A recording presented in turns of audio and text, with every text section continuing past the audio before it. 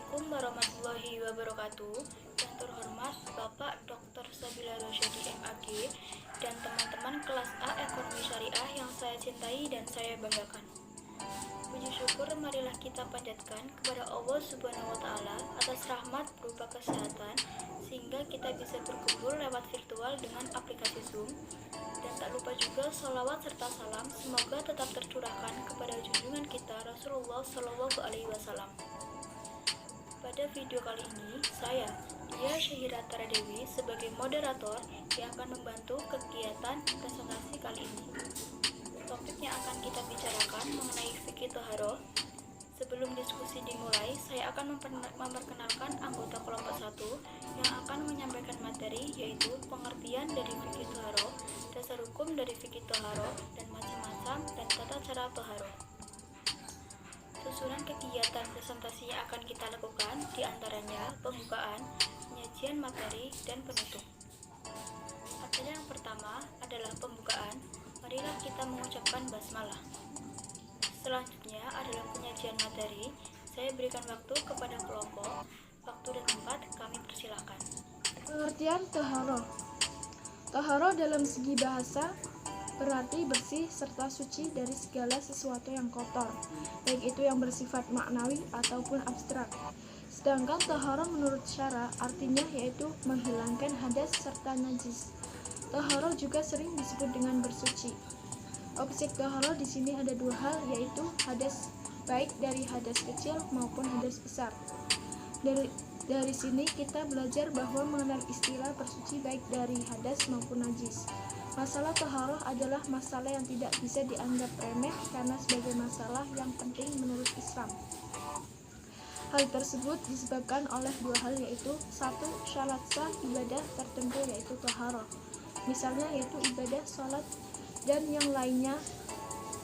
Ini diartikan bahwa jika sholat tersebut didasarkan atas toharoh atau membersihkan badan dari hadas dan najis, jika sholat tidak didasarkan atas toharoh maka sholat dianggap tidak sah dan konsekuensinya yaitu tidak diterima Allah Subhanahu wa taala. Islam telah menetapkan masalah toharoh sebagai urusan yang sangat penting karena berkaitan langsung dengan masalah kebersihan. Allah telah menegaskan bahwa Allah menyukai orang yang bersih. Dengan kata lain, Allah Subhanahu wa taala mencintai orang-orang yang senantiasa menjaga persoalan toharoh sebagai masalah yang benar-benar harus diperhatikan. Bisa dibayangkan Allah mencintai sekaligus menghargai orang yang senantiasa memperhatikan kebersihan, walaupun hanya sekedar menyingkarkan dahan atau sesuatu yang bisa membahayakan seseorang dan yang bisa menyebabkan kotor, maka Allah Subhanahu wa taala imbalannya berupa pahala surga. Ini sebagai bukti bahwa Allah Subhanahu wa taala mencintai hamba-hambanya, khususnya kepada orang yang senantiasa menjaga kebersihannya baik secara pribadi maupun sosial. B. Dasar hukum toharoh. Toharoh telah menjadi kunci untuk mendapatkan kekhususan ibadah seperti sholat atau yang lainnya. Pentingnya melakukan toharoh telah didasarkan dalam Quran surat Al-Maidah ayat 6, yang artinya, wahai orang-orang yang beriman, apabila kamu hendak melaksanakan sholat, maka basuhlah wajahmu dengan kedua tanganmu sampai ke siku, dan sapulah kepalamu dan basuh kedua kakimu sampai ke kedua mata kaki. Jika kamu junub, maka mandilah, dan jika kamu sakit atau dalam perjalanan atau kembali dari tempat buang air atau menyentuh perempuan, maka jika kamu tidak memperoleh air, maka bertayamumlah dengan debu yang baik. Usaplah wajahmu dengan tanganmu dengan debu. Allah tidak ingin menyulitkan kamu, tetapi Dia hendak membersihkan kamu dan menyempurnakan nikmat-Nya bagimu agar kamu bersyukur. Jadi dapat disampaikan bahwa toharoh yaitu bagian dari suatu proses pembersihan diri dan sebagai jalan utama agar seorang melakukan ibadah diterima oleh Allah Subhanahu wa taala. dengan melakukan toharo yang benar dan menggunakan prinsip-prinsip yang diajarkan dalam sumber Islam, maka toharo menjadi faktor kunci dalam kekhususan dalam beribadah. Adapun macam-macam dan tata cara toharoh. Toharoh atau disebut juga dengan bersuci dapat dilakukan dengan 3 cara, yaitu 1. Wudhu. Wudhu yaitu mensucikan sebagian anggota badan dengan menggunakan air yang suci serta mensucikan yang diawali dengan niat. Yang kedua ada mandi, yaitu mengalirkan air ke seluruh badan dengan menggunakan air yang suci serta mensucikan dengan niat menghilangkan hadas besar dari haid maupun nifas. Mandi juga merupakan salah satu cara untuk bersuci dari hadas besar. Yang ketiga ada tayamum. Tayamum yaitu cara mensucikan dari hadas dan najis sebagai pengganti air dengan cara mengusap debu atau tanah pada wajah dan kedua tangan dengan. Di sini saya akan menjelaskan tentang macam-macam media untuk bersuci. Itu dibagi menjadi 4. Yang pertama, bisa menggunakan air. Yang kedua, bisa menggunakan debu. Yang ketiga, bisa menggunakan batu. Yang keempat, bisa menggunakan tanah. Pada umumnya, bersuci itu menggunakan air. Air yang bisa digunakan untuk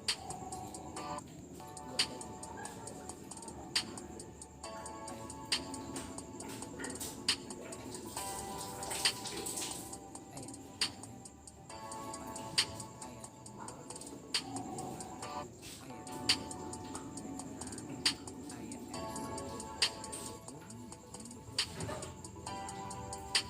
Macam air itu dibagi menjadi 4. Pertama, air suci lagi menyucikan, yaitu air mata. Yang kedua, air suci lagi menyucikan namun makhluk. Yang ketiga, air suci tapi tidak menyucikan. Contohnya, yakni air mustahil. Air suci yang telah digunakan untuk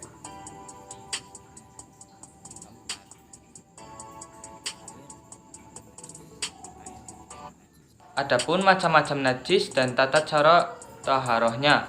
Najis telah dibagi menjadi 3, yaitu najis muhaladah, najis muhafafah, dan najis mutawasitoh.